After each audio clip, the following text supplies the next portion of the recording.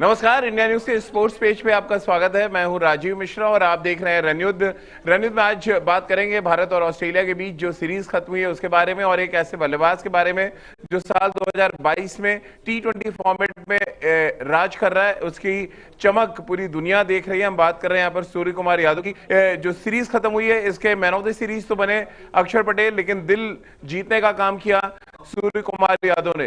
सूर्य कुमार यादव जिस strike rate के साथ टी20 फॉर्मेट में बल्लेबाजी करते हैं, जिस अप्रोच के साथ वो मैदान पर उतरते हैं और जिस तरह से वो पहली गेंद से ही विरोधी यानी ओपोनेंट को डोमिनेट करने की कोशिश करते हैं, उसको लेकर बातचीत करेंगे। और साथ ही क्या नंबर 4 पर टी20 फॉर्मेट में जो दुनिया भर की टीम है उनमें क्या बेस्ट बल्लेबाज बन चुके हैं सूर्य कुमार यादव, और ये छोटा सा करियर उनको कहां पर ले आया है, किस मुकाम पर आज सूर्य कुमार यादव है, इस पर बातचीत करेंगे। क्योंकि सूर्य कुमार यादव ने लगभग 1 साल पहले अपना अंतर्राष्ट्रीय करियर शुरू किया था। आपको याद होगा 2021 में उनके अंतर्राष्ट्रीय करियर की शुरुआत हुई और उसके बाद से जिस तरह से उन्होंने डोमिनेट किया वर्ल्ड क्रिकेट को, ये हर कोई देख रहा है। खासतौर से टी20 फॉर्मेट में जिस तरह के अप्रोच के साथ वो बैटिंग करते हैं, फिर वो चाहे इंग्लैंड में शतक लगाना हो या ऑस्ट्रेलिया के खिलाफ जो 2 इनिंग्स उन्होंने खेली वो काबिले तारीफ थी। और लगभग हर 1-2 मैच के बाद वो कुछ इस तरह की बल्लेबाजी करते हैं कि आप कहने में मजबूर हो जाए कि टी20 फॉर्मेट में मौजूदा समय में अगर कोई सबसे बड़ा मैच विनर है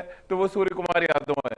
अब क्या इन बातों में सच्चाई और क्या कुछ आंकड़े कह रहे हैं, ये हम आपको टीवी स्क्रीन पर लगातार दिखाते रहेंगे। लेकिन उससे पहले आपको इंट्रोड्यूस कराते हैं, आज हमारे साथ सबा करीम है, पूर्व सिलेक्टर और क्रिकेटर। इनसे हम बातचीत करेंगे सूर्य कुमार यादव के बारे में, साथ ही ऑस्ट्रेलिया के साथ क्या कुछ अचीव किया है हमने उसके बारे में बात करेंगे। और ये आंकड़े सबसे पहले सबा भाई मैं आपको बता दूं, वेरी गुड इवनिंग। 2022 में टी20 में सबसे ज्यादा रन बनाने का काम सूर्य कुमार यादव ने किया है अभी तक। 20 मैचों में 682 रन और स्ट्राइक रेट 182.84 का। उसके बाद जो दूसरे बल्लेबाज आते हैं वो दीपेंद्र सिंह है। 18 टी20 मैचों में 626 रन और स्ट्राइक रेट 136.76 का। यानी बाकी चाहे मोहम्मद रिजवान हो या निकोलस पूरन हो, इन सभी ने रन तो कम बनाए, स्ट्राइक रेट सबका 140 से नीचे है। एकमात्र 2022 में ऐसे बैट्समैन है जो 182 के स्ट्राइक रेट से बल्लेबाजी कर रहे हैं। और ये 20 मैचेस की है, 1-2 मैचेस की बात नहीं है कि चलिए 182 का स्ट्राइक रेट आप 1 या 2 मैच में मेंटेन करते हैं। ये स्ट्राइक रेट मेंटेन करना अपने आप में सारी कहानी कहता है सब भाई। हाँ, उसके ऊपर से अगर इसमें भी हम थोड़ी और कटौती करें और ये हम दर्शाएं कि ऐसा खिलाड़ी जो मिडिल ओवर्स खेलता हो उसमें कौन ऐसा खिलाड़ी है जिसका स्ट्राइक रेट इतना इतना ज्यादा हो, या फिर एग्रीगेट वाइज जिसने इतने सारे रन बनाए हैं, तो और भी मुझे लगता है कि सूर्य कुमार यादव का कद बढ़ जाएगा। क्योंकि सबसे कठिन होता है टी20 फॉर्मेट में मिडिल ओवर्स में आके बल्लेबाजी करना और इस एकाग्रता के साथ बल्लेबाजी करना, स्ट्राइक रेट को मेंटेन करना, उसके साथ साथ इस कंसिस्टेंसी के साथ बल्लेबाजी करना। तो हाँ, ये काबिल तारीफ है। और मुझे लगता है कि मॉडर्न डे क्रिकेट में एकमात्र एक ऐसा खिलाड़ी है जो बेहतरीन प्लेयर साबित हो रहा है। पोटेंशियली वो प्रतिभा है और इन्होंने अंतर्राष्ट्रीय क्रिकेट में दिखलाया भी है। राजीव, सूर्य कुमार यादव ने इस तरह की बल्लेबाजी करके, देखिए मुझे लगता है कि अगर हर किसी पारी में कोई खिलाड़ी मैच विनिंग परफॉर्मेंस दे रहा है तो उस खिलाड़ी का जो मूल्य है वो बहुत ज्यादा बढ़ जाता है। और सूर्य कुमार यादव के अगर हम अंतर्राष्ट्रीय करियर को देखेंगे तो हर दूसरे तीसरे या मैक्सिमम 4th पारी में उनका कंट्रीब्यूशन बहुत ज्यादा इंपॉर्टेंट रहा है भारतीय टीम के सफलता में। जी, और सबा भाई अगर हम ऑस्ट्रेलिया का दौरे क्योंकि खत्म हो गया ऑस्ट्रेलिया का दौरा, 3 जो टी20 मैचेस खेले गए उनमें बतौर बल्लेबाज अगर किसी ने सबसे बड़ा इंपैक्ट छोड़ा तो वो सूर्य कुमार यादव थे। वो चाहे मोहाली में 46 रनों की पारी को याद कर लें या जिस तरह से 60+ का स्कोर उन्होंने हैदराबाद के मैदान पे किया। क्या मॉडर्न क्रिकेट में या पिछले 1-1.5 सालों में अपनी पहचान क्या वो सबसे बड़े मैच विनर के तौर पे बनाने में कामयाब रहे हैं? हाँ, मैच विनर के रूप में तो जरूर उभरे हैं सूर्य कुमार यादव। मैं अभी भी थोड़ा बहुत मैं ये वेट कर रहा हूं कि सूर्य कुमार यादव एक अच्छे प्लेटफॉर्म में टॉप क्वालिटी ऑपोजिशन के सामने एक बहुत बड़े टूर्नामेंट में इस प्रकार की पारी खेलें, तब मैं उनको ये तमगा दूंगा कि इस समय वो मॉडर्न डे क्रिकेट में सबसे शानदार टी20 खिलाड़ी हैं। तब तक मुझे इंतजार रहेगा और ये मौका अब आने वाला है सूर्य कुमार यादव के लिए। वो फॉर्म में दिखाया है भारतीय सीरीज में, अब मैं चाहता हूं कि उसी प्रकार का फॉर्म विश्व कप में देखने को मिले। तभी हम लोग इस तरह की जो बात कर रहे हैं कि क्या ये मॉडर्न डे क्रिकेट में सबसे बढ़िया टी20 खिलाड़ी है, उस पर मुझे लगता है एक तरह से ठप्पा लग जाएगा। लेकिन सभा भाई जो बात आपने कही मैं उसी को बैक करते हुए अगर आंकड़े बताऊं, जिस तरह से सूर्य कुमार यादव पिछले 20 मैचेस में खेले, रोहित शर्मा और विराट कोहली तक उनके आसपास कहीं नहीं है। अब हालांकि बहुत छोटा करियर है अभी सूर्य कुमार यादव का, बट स्ट्राइक रेट के लिहाज से, रन बनाने के लिहाज से, कंट्रीब्यूशन के लिहाज से, और जो आपने बड़ी इंपॉर्टेंट बात कही कि मिडिल ऑर्डर में आकर रन बनाना और इस स्ट्राइक रेट के साथ रन बनाना, इसलिए मैं आपसे पूछ रहा था क्या बहुत बड़ा कंट्रीब्यूशन रहेगा सूर्य कुमार यादव का अगर वर्ल्ड कप में इंडियन टीम को ट्रॉफी तक पहुंचना है तो? हाँ राजीव, यही सही बात है। और जिस तरह का फॉर्म दिखाया, यही उम्मीद है कि यही फॉर्म विश्व में भी नजर आए, क्योंकि सारी के सारी जो क्वालिटीज हैं वो सूर्य कुमार यादव में नजर आ रही है। एक स्ट्रॉन्ग बॉलिंग के सामने उन्होंने इस तरह के रन बनाए हैं, एक शानदार फील्डिंग अटैक के सामने उन्होंने रन बनाया है, उसके साथ साथ मध्य के ओवर्स में आके रन बनाया है, और उसके ऊपर से जो उनके जो रेंज है शॉट्स का वो अद्भुत है। मॉडर्न डे क्रिकेट में कोई भी बल्लेबाज के इस प्रकार का रेंज नहीं है। हालांकि पावर हिटिंग में कोई 2-3 ऐसे प्लेयर होंगे जो ज्यादा पावरफुल हिट्स लगा सकते हैं, पर अगर हम ओवरऑल रेंज की बात करें शॉट्स की, तो इससे ज्यादा इससे बढ़िया जो रेंज है शॉट्स का वो और किसी भी खिलाड़ी में नजर नहीं आएगा। इसीलिए मैं कह रहा हूं कि अब बस इंतजार है कि यही फॉर्म, यही रेंज ऑफ शॉट्स, यही कला हमें विश्व कप में देखने को मिलेगी। अगर वहां मिल जाती है तो हम जरूर कह सकते हैं कि सूर्य कुमार यादव ने जो प्रतिभा दिखाई है इस तरह के मैचेस में, अब वो निश्चित रूप से एक वर्ल्ड क्लास प्लेयर हो गए हैं। क्योंकि देखिए, जिस तरह से हम लोग एक कप्तान को आंकते हैं कि आपने आईसीसी इवेंट जीता है कि नहीं अपने देश के लिए, उसी प्रकार से हमें एक बल्लेबाज को भी आंकना होगा कि वर्ल्ड कप के स्टेज पे वो बल्लेबाज जो है किस तरह का प्रदर्शन कर रहा है, क्योंकि दबाव कुछ अलग प्रकार का रहता है। राजीव, मुझे विश्वास है कि यही फॉर्म और यही प्रदर्शन सूर्य कुमार यादव का विश्व कप में भी देखने को मिलेगा। शर्मा भाई, क्या एक ऐसी चीज है जो आपको इम्प्रेस करती है पहली गेंद से आते ही, जिस तरह वो डोमिनेट करने की कोशिश करते हैं, वो आपको अच्छा लगता है, या जो उनके रेंज की शॉट्स है वो आपको अच्छा लगता है? और सबसे इम्पोर्टेंट बात की जो उनका बॉल सेंस है, क्या वो बहुत कमाल का है? जो उनका शॉट सिलेक्शन है उसके बारे में, ओवरऑल क्या वो दो सबसे इंपॉर्टेंट चीजें जो आपको लगती है सूर्य कुमार यादव बाकी के बल्लेबाजों से, इवन रोहित और विराट से भी बेहतर नजर आते हैं T20 फॉर्मेट में? इन सबसे ऊपर बात है विश्वास की राजीव। जब तक कि आप एक खिलाड़ी को अपने स्किल के ऊपर विश्वास नहीं होगा, वो जो आपने बातें की हैं उस पर वो अमल नहीं कर पाएगा।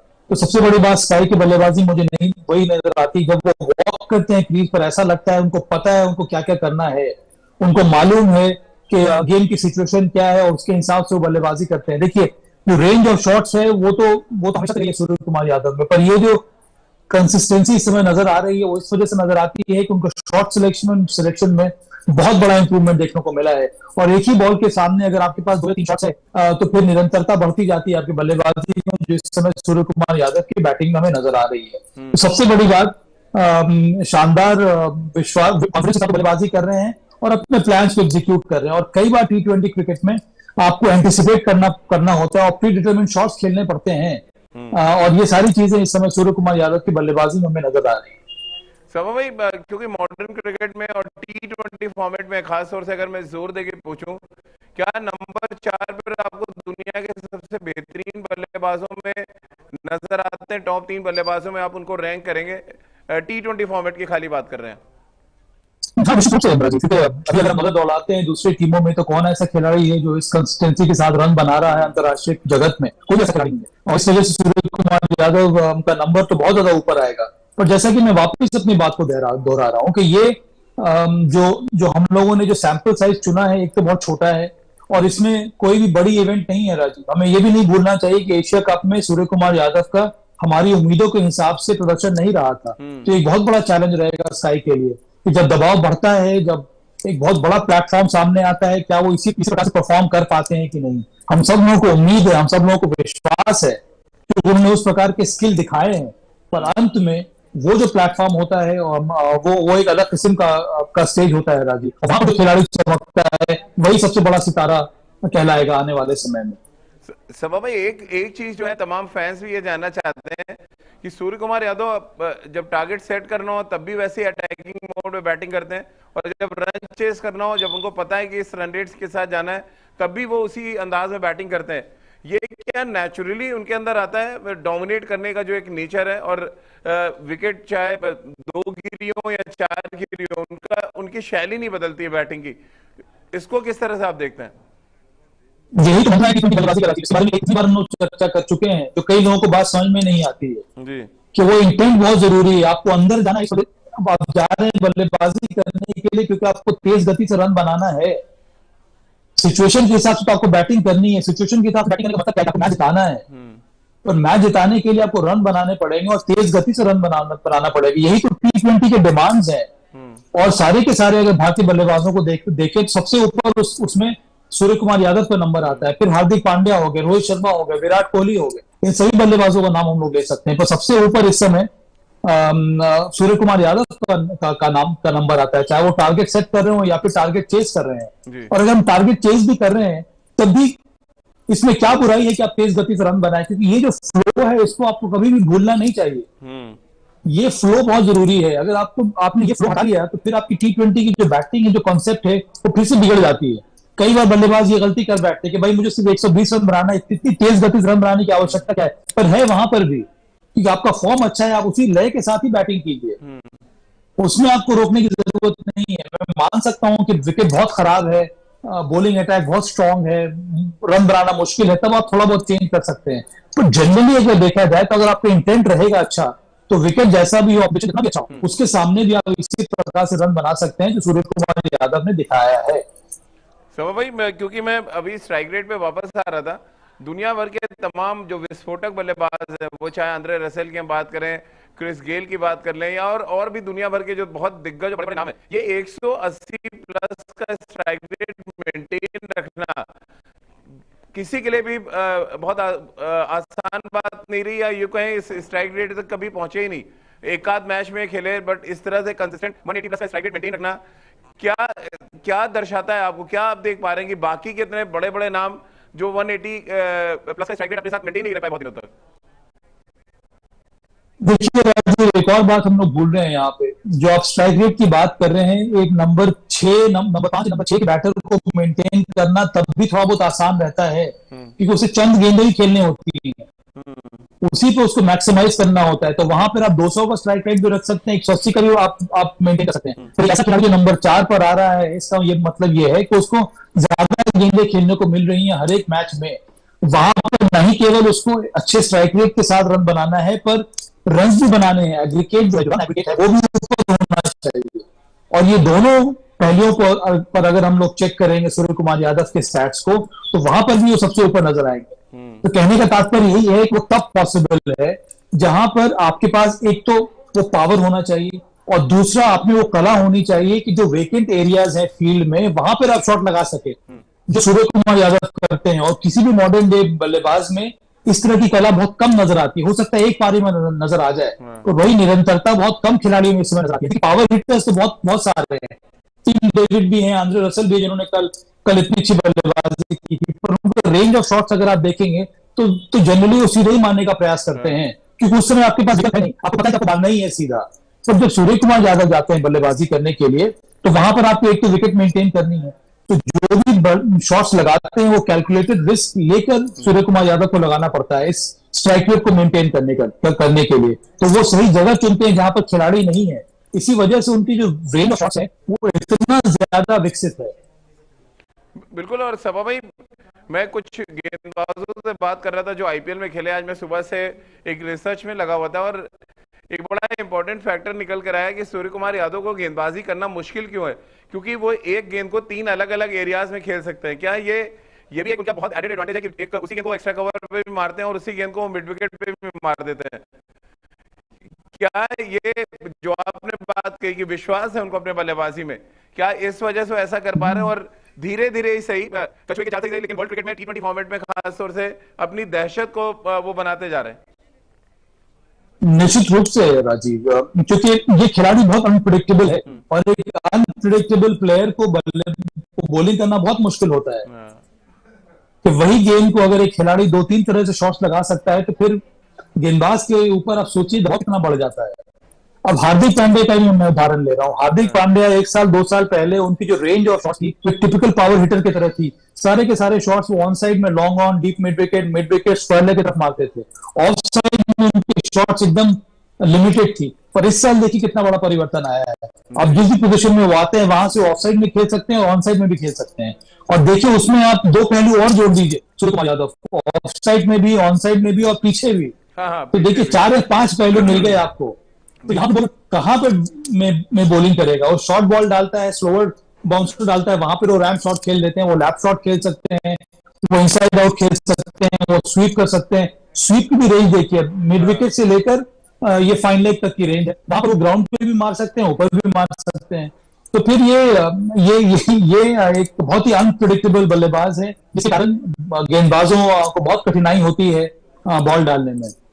सभा भाई, क्या हार्दिक पांड्या और सूर्य कुमार यादव का अच्छे फॉर्म में होना ऑस्ट्रेलिया के खिलाफ जो सीरीज खत्म हुई है, बैटिंग पॉइंट ऑफ व्यू से एक बड़ा एस्पेक्ट के तौर पे आप इसको देख रहे हैं? हाँ राजीव, कुछ हद तक तो मुझे लगता है इसके अलावा और भी भारत की बल्लेबाजी कुछ हिसाब से संतुलित नजर आ रही है जी। और वो इस वजह से हो रही है कि जो फॉर्म हमारे बल्लेबाजों ने दिखाया है, तो सूर्य कुमार यादव हो गए, हार्दिक पांड्या हो गए, विराट कोहली हो गए, रोहित शर्मा हो गए, हो गए, दिनेश कार्तिक, अब उनको भी आप जोड़ सकते हैं। पर हाँ, जो रीढ़ की हड्डी जो है वो मध्य ओवर में ही आपको पता चलती है। और सबसे बड़ी चुनौती जो है वहीं पर आपको मिलती है कि आप मिडिल ओवर्स कैसे खेल रहे हैं 6 ओवर के बाद, और उसके साथ साथ आप किस तरह से पारी को अंजाम दे रहे हैं। और वहां पर ये 2 खिलाड़ी को जो आपने नाम लिया है, सूर्य कुमार यादव और हार्दिक पांड्या का, इनका रोल बहुत ज्यादा अहम रहेगा। अगर इन दोनों का फॉर्म बरकरार रहा तब हमारे चांसेस जो है विश्व कप में सेमीफाइनल में और विश्व कप जीतने में बहुत ज्यादा आगे हो जाएंगे। सब भाई, क्या इस वजह से भी इंडिया डोमिनेट कर पा रही है T20 फॉर्मेट में एशिया कप के मैच को? अगर हम छोड़ दें, बड़ा रीजन है सूर्य कुमार यादव नंबर 4 पे और नंबर 5 पे हार्दिक पांड्या का आना, क्योंकि वो प्रेशर रिलीज नहीं होने देते। यानी कि अगर आपने प्रेशर बैटिंग में बना लिया है, सूर्य कुमार यादव आउट भी होगा तो हार्दिक को मेंटेन कर लेते हैं। दोनों के स्ट्राइक रेट भी हम कंपेयर करके दिखाएंगे। क्या ये एक बड़ा रीजन आप देख रहे हैं कि प्रेशर नहीं हटने देते ये गेंदबाजों से? हाँ, और यही सही नीति भी है T20 में बल्लेबाजी करने की, कि अगर विकेट्स गिर रहे हैं तब भी आपको उसी इंटेंट के साथ बल्लेबाजी करना है। और इन दोनों में वो कला है, मैच अवेयरनेस के बारे में पता है, तो आपको कौन से शॉट्स लगाने हैं, किस गति से आपको रन बनाना है, ये दोनों नजर आता है। पर आपने बात की डोमिनेट करने की राजीव, पर बहुत जरूरी है कि मैं वापस अपनी बात पर जा रहा हूँ, बहुत जरूरी है कि ये विश्व कप में यही फॉर्म देखे। डोमिनेट बायलैटरल सीरीज में करने का कोई अर्थ नहीं होता है मेरे हिसाब से, और ये मैं हमेशा बोलता रहता हूँ। मुझे इस प्रकार को डोमिनेशन चाहिए विश्व कप में, और ये दोनों खिलाड़ियों के पास वही मौका है। और वो जो इंतजार की घड़ियां हैं वो बहुत कम होती जा रही हैं, और बार बार आपको इस प्रकार का अवसर मिलेगा नहीं। हो सकता है कि 1 साल 2 साल के बाद इन दोनों में से एक खिलाड़ी का फॉर्म इतना अच्छा ना हो, तो जब आपका फॉर्म इतना अच्छा है, रेड हॉट फॉर्म है, उसी पर आपको अपने आप को आजमाना होगा और मैच जिताना होगा और विश्व कप दिलाना होगा।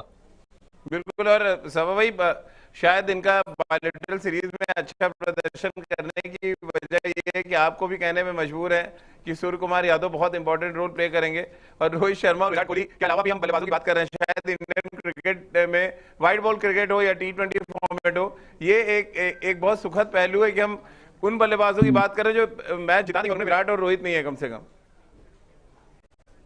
हाँ, नहीं, उनका भी रोल बहुत इंपॉर्टेंट रहेगा। अब देखिए, अब वो जमाना चला गया कि हम पूरी तरह से निर्भर थे रोहित और विराट कोहली के ऊपर मैच जिताने के लिए, क्योंकि अब बहुत बड़ा परिवर्तन आया है भारतीय टीम में। इस वजह से आया है क्योंकि हमारे जो मध्य क्रम के जो बल्लेबाज हैं, जो अंत में आते हैं बल्लेबाजी करने के लिए व्हाइट बॉल क्रिकेट में, उनका भी महत्व बहुत ज्यादा बढ़ गया है। इसी वजह से टीम हमारी एक तरह से पूरी कंप्लीट है।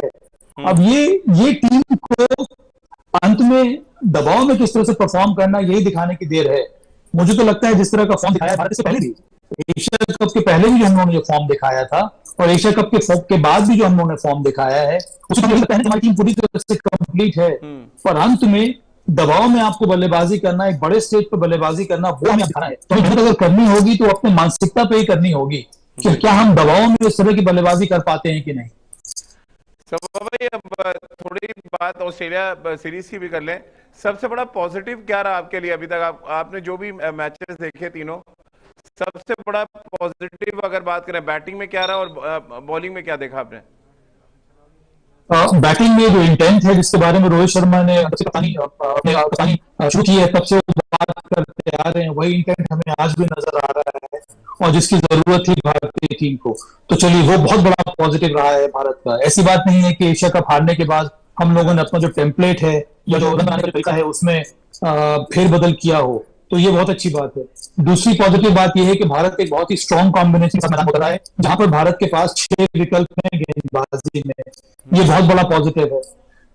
उसके अलावा गेंदबाजी में थोड़े अप एंड डाउन हमें नजर आ रहे हैं, उम्मीद यही है कि आने वाले समय में वो भी हम लोग सुलझा लेंगे। देखिए, एक हर मैच में हर एक एस्पेक्ट खेल का वो आपके हित में नहीं जाएगा, हाँ। ये तो सबको पता है। पर बात ये होनी चाहिए कि ये जो हम लोग हित की बात कर रहे हैं, ये अगर लंबे अंतराल के बाद देखने को मिलेगा तब हमें हमारी सफलता और ज्यादा होगी। तो कहने का मतलब ये है कि हमें गेंदबाजी पे काम करना है, कम से कम 3 या 4 बॉलर को हर एक मैच में अच्छा परफॉर्म करना होगा, तब हम और ज्यादा मजबूत नजर आएंगे। और उसके ऊपर से हमारी फील्डिंग का बहुत बड़ा इंपॉर्टेंट रोल होने वाला है राजीव T20 मुकाबले में। और पिछले कुछ महीनों में जो हमारी फील्डिंग देखने को मिल रही है, मुझे लगता है क्वालिटी में थोड़ी बहुत गिरावट आई है, तो उस पर भारत को बहुत ज्यादा मेहनत करने की जरूरत है। हम कभी भी फील्डिंग को कम नहीं हमें आंकना चाहिए। बहुत जरूरी है कि हम फील्डिंग पे मेहनत करते रहें, कैचिंग पे मेहनत करते रहें, तभी हम वहां पर एक स्ट्रॉन्ग फेवरेट के रूप में उतरेंगे। भाई, अक्षर पटेल ने आपको लग रहा है नई गेंद के साथ एक बड़ा ऑप्शन सा दे दिया है आपको कि आप उनके साथ भी नई बॉल के साथ जा सकते हैं, जिस कंट्रोल के साथ गेंदबाजी की उन्होंने तीनों मैचेस में। पहले मैच में चलिए सर्किल में बॉल नहीं कराया गया उनको पहले पावर प्ले में, लेकिन दूसरे और तीसरे मुकाबले में नया बॉल उनको दिया गया और वो बड़े इफेक्टिव रहे। क्या रीजन आप देख रहे हैं? एक तो क्या हाइट का वो ज्यादा एडवांटेज उठा रहे हैं, और दूसरा क्या रोहित शर्मा ने उनको ज्यादा बेहतर तरीके से हैंडल किया इस सीरीज में? आपको याद होगा आईपीएल में उन्होंने कई बार पावर प्ले में गेंदबाजी की और वो भी सफलता के साथ गेंदबाजी की है। इन्हीं सब चीजों को देखकर रोहित शर्मा को लगता है कि उनको नहीं भी बॉलिंग करवाई जा सकती है पावर प्ले में, क्योंकि उनका जो कंट्रोल है, उनकी जो एक्यूरेसी है वो शानदार है। उसके साथ साथ चेंज ऑफ पेस है। उसके ऊपर से जो सबसे बड़ी कला मुझे अक्षर पटेल में नजर आती है कि बहुत जल्दी भाप लेते हैं कि बल्लेबाज किस तरह से उनको मारने का प्रयास कर रहा है। और आपको याद होगा इसके पहले जो हम लोगों ने बात की थी मैथ्यू वेड के बारे में कि स्पिनर्स के सामने थोड़ा संघर्ष करते हैं। इसी वजह से पिछले मैच में आपने देखा होगा कि स्पिनर्स को बहुत जल्दी लगाया। जैसे ही मैथ्यू वेड आए बल्लेबाजी करने के लिए, वहां पर अक्षर पटेल उनके सामने थे और उसी कारण से उनका विकेट भी मिला। तो ये सारी जो चीजें हैं वो अक्षर पटेल के हित में जाती हैं कि एक शानदार विकेट पर भी वो अच्छी गेंदबाजी कर सकते हैं, फ्लैट पे भी उनके पास शानदार वेरिएशन है उसका वो इस्तेमाल कर सकते हैं। उनकी जो आर्मर डिलीवरी है बहुत ज्यादा डिसेप्टिव है बल्लेबाजों के लिए। तो ये इस प्रकार के विकल्प रखना बहुत अच्छा रहता है भारत को। Rohit Sharma as a captain कितना इंप्रेस कर पाए सभा भाई? क्योंकि हमने एशिया कप में बहुत बात की थी कि दीपक हुड्डा को गेंदबाजी नहीं कराई गई, बहुत लंबी चर्चा भी चली इस बात पे कि अगर आप खिला रहे हैं तो गेंदबाजी क्यों नहीं करा रहे हैं, और मुकाबले हारे वहां पे। अब एक 19वें वाला बूथ है जो पीछे पड़ा हुआ है, अभी इस सीरीज में भी वही दिखा कि 18वें 19वें 20 ओवर में बहुत रन दिए हमने। और दूसरा इंपॉर्टेंट फैक्टर वही रोहित शर्मा ने स्पिनर्स को ज्यादा बेहतर तरीके से हैंडल किया। कितने नंबर आते हैं एज ए कैप्टन इस सीरीज में रोहित को? हर मैच में इंप्रूवमेंट देखने को मिल रहा है उनकी सोच में, उनकी कप्तानी में, जिस तरह से अपने वो रिसोर्सेज को यूटिलाइज कर रहे हैं। उसके साथ साथ उनको पता हो गया है कि अंतरराष्ट्रीय क्रिकेट में T20 में किस तरह से किस अप्रोच के साथ आपको मैदान में उतरना है। और न ही केवल बल्लेबाजी में वो अप्रोच देखने को मिला है बल्कि गेंदबाजी में भी, और जिस तरह की फील्ड सेटिंग उन्होंने लगाई है। देखिए, रोहित शर्मा की कला कप्तानी में ये है कि वो हमेशा अटैक करते हैं। तो इसका मतलब ये है कि उनको ऐसे बॉलर चाहिए जो उनको विकेट ला के दे। अगर आप रन दे रहे हैं पता नहीं है, और अगर आप अंत में विकेट ले रहे हैं उसका महत्व बहुत ज्यादा है रोहित शर्मा के दिमाग में। तो वो डिफेंसिव कैप्टन नहीं है T20 क्रिकेट में। कई बार ऐसे भी कप्तान हमें नजर आते हैं जो जिनकी चॉइस ऑफ जो बॉलर्स होती हैं वो डिफेंसिव बॉलर्स प्रेफर करते हैं। वो चाहते हैं कि डिफेंसिव लाइंस में गेंदबाज जो है वो बॉलिंग करें।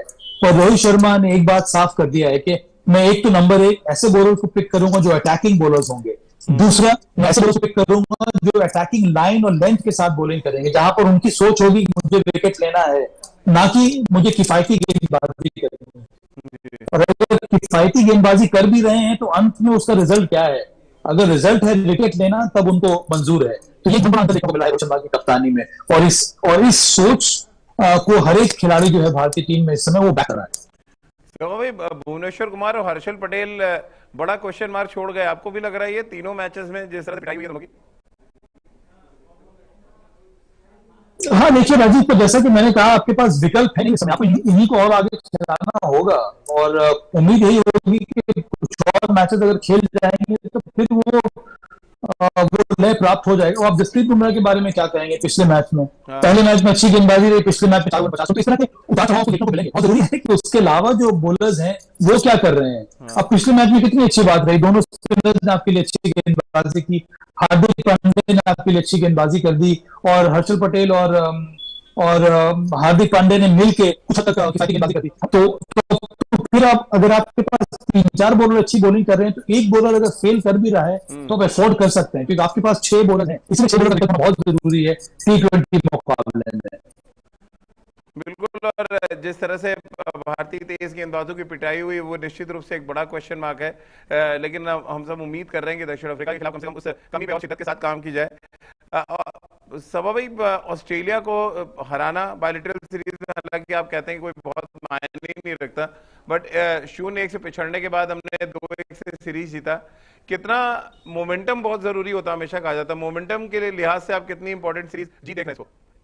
वो तो सही कहा कि जो टीम का मोमेंटम है, उस प्रकार की जीत से या टफ कॉन्टेस्ट से उसका फायदा बहुत ज्यादा मिलता है, जो कि इस समय मिलेगा भारतीय टीम को। उसके बाद दक्षिण अफ्रीका भी है, तो बहुत भारत की तैयारी तो बहुत अच्छी है, क्योंकि हम लोग एक स्ट्रॉन्ग टीम के साथ खेल रहे हैं। इसके बाद दक्षिण अफ्रीका की टीम है, वो भी बहुत स्ट्रॉन्ग कंटेंडर रहेगी भारत के लिए। तो ये सारी चीजें आपको मदद करनी चाहिए बिल्डअप में विश्व कप के लिए। तो अंत में जो हमारा जो उद्देश्य है वो विश्व कप जीतना है, इसको कभी कभी भी भूलना नहीं चाहिए। ये सारी चीजें आपके लिए एक और कदम है और आगे ले जाने के ये आपकी फिनिश नहीं है। वो जो अंत है वो हमें विश्व कप में देखने को मिलना चाहिए। जो भी थोड़ी बहुत अगर आपको काम करना है तो यही समय है वहां पर काम करने के लिए, कॉम्बिनेशन के ऊपर में, कठिन परिस्थिति में किस तरह से आपको रन बनाना है, कठिन परिस्थिति में आपको कहां पे रन रोकना है। तो इन सभी चीजों को आपको ट्राई आउट करना होगा, जो कि भारत करता आ रहा है।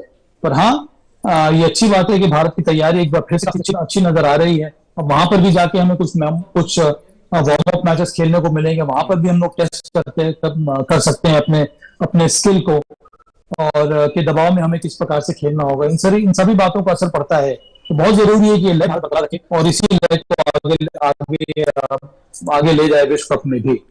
समा भाई, आखिरी सवाल, विराट कोहली और रोहित शर्मा उस टैगलाइन को फॉलो करते नजर आए जिस टैगलाइन को लेकर इंडियन टीम चल रही थी। अब इन दोनों सीनियर बल्लेबाजों को अपनी एक तरह से बैटिंग स्टाइल को ही बदलना पड़ गया, खासतौर से विराट के लिए तो बिल्कुल एक अलग सा रोल नजर आता है। और रोहित ने उनकी कल तारीफ भी की कि विकेट गिरे लेकिन उन्होंने शॉट्स खेलना नहीं रोका अपना।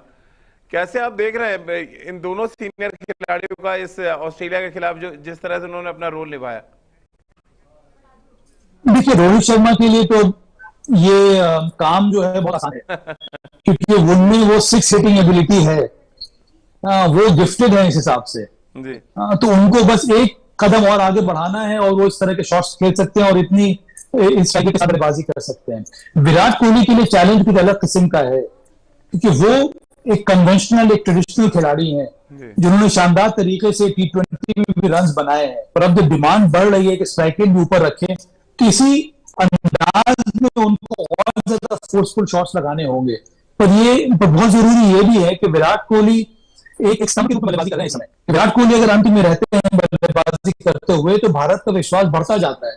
पर यह आवश्यक है कि विराट कोहली के इर्द गिर्द आपको इस तरह के प्लेयर्स चाहिए जो यहाँ पर भारतीय टीम में हो, चाहे वो रोहित शर्मा हो या फिर सूर्य कुमार यादव हो या फिर हार्दिक पांड्या हो, ताकि वो स्तंभ को पकड़ने के लिए बहुत जरूरी है कि और जो अन्य खिलाड़ी हैं वो अपना गेम खेलते रहे, वो अपनी के साथ बल्लेबाजी करते रहे। तब मुझे लगता है कि विराट कोहली की जो असर है, चीज का जो मूल्य है, वो और ज्यादा भारतीय टीम को मिलेगा। चलिए बहुत बहुत शुक्रिया सबा भाई आपका हमारे साथ जुड़ने के लिए, और ऑस्ट्रेलिया और भारत के बीच में जो टी20 सीरीज खत्म हुई है उसका पूरा विश्लेषण करने के लिए। सबसे बड़ी हाईलाइट सूर्य कुमार यादव की बल्लेबाजी रही, लेकिन साथ ही विराट कोहली और रोहित शर्मा ने भी अपने रोल को बाखूबी निभाया।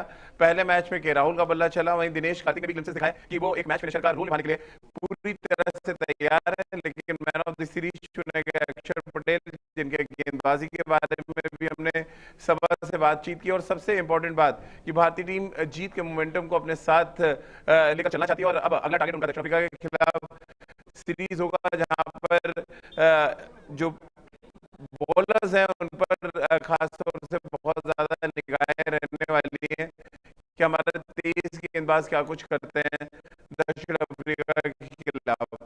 पूरा एनालिसिस हम दक्षिण अफ्रीका सीरीज का भी लगातार करते रहेंगे और आपको पूरा अपडेट देते रहेंगे। आज की चर्चा में फिलहाल